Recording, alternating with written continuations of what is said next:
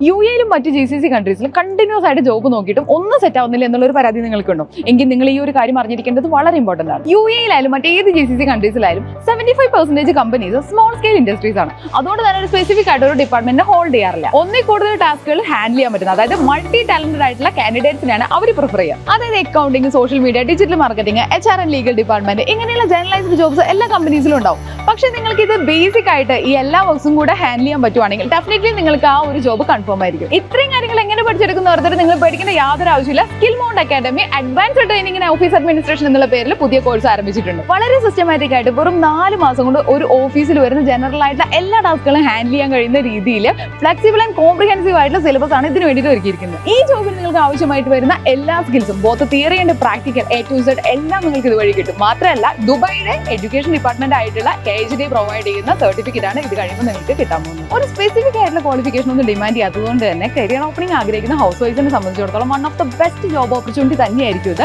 U എയിലായാലും മറ്റേത് GCC കൺട്രീസിലായാലും job നോക്കുന്നവർക്കുള്ള ഒരു perfect solution ആണ് ഈ ഒരു കോഴ്സ്. ഈ കോഴ്സിന്റെ കൂടുതൽ ഡീറ്റെയിൽസ് അറിയാൻ നിങ്ങൾക്ക് ഈ കാണുന്ന നമ്പറിൽ ബന്ധപ്പെടാം.